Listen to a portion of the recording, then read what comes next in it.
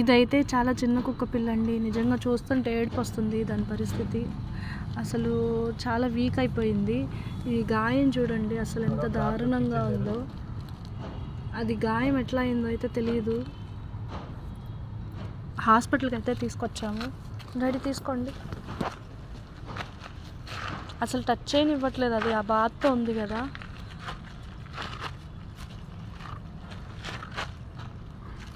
వీడు అన్నం కోసం వచ్చాడు పాపం. వీడికి లెగ్గు లేదు, మరి పుట్టుకతోనే అలా వచ్చినట్టుంది.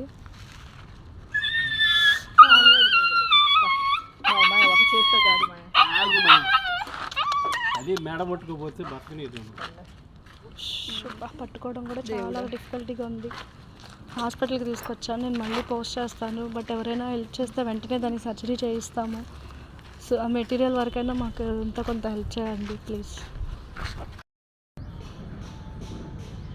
అసలు బోన్ మొత్తం బయటపడిందండి. దీనికైతే ఎంత బాధ, ఇది ఎలా భరించిందో అర్థం కావట్లేదు. అసలు నాకైతే కళ్ళు తిరుగుతున్నాయి దీని కండిషన్ చూస్తే. బోను, ఇది మెయిన్ బోను.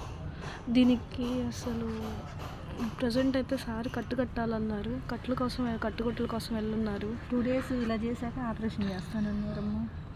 అసలు ఇంత దారుణంగా చూడలేకపోతున్నాను. బట్ మన దృష్టికి రాని ఎన్నో ఉంటాయి, కానీ మనం ఇంత దగ్గరగా దీని పరిస్థితి చూస్తుంటే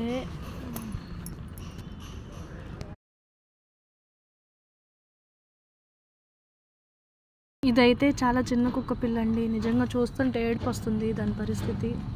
అసలు చాలా వీక్ అయిపోయింది. ఈ గాయం చూడండి అసలు ఎంత దారుణంగా ఉందో.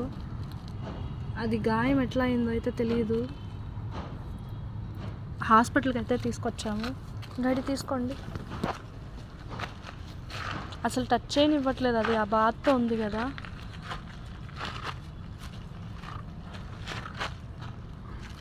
వీడు అన్నం కోసం వచ్చాడు పాపం. వీడికి లెగ్గు లేదు, మరి పుట్టుకతోనే అలా వచ్చినట్టుంది.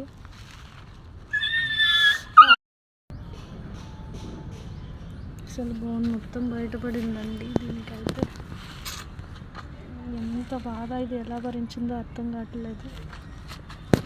అసలు నాకైతే కళ్ళు తిరుగుతున్నాయి దీని కండిషన్ చూస్తే. బోను, ఇది మెయిన్ బోను. దీనికి అసలు ప్రజెంట్ అయితే సార్ కట్టాలన్నారు. కట్టుకొట్టుల కోసం వెళ్ళున్నారు. 2 days ఇలా చేశాక ఆపరేషన్ చేస్తానన్నారమ్మా. అసలు ఇంత దారుణంగా చూడలేకపోతున్నాను. బట్ మన దృష్టికి రాని ఎన్నో ఉంటాయి, కానీ మనం ఇంత దగ్గరగా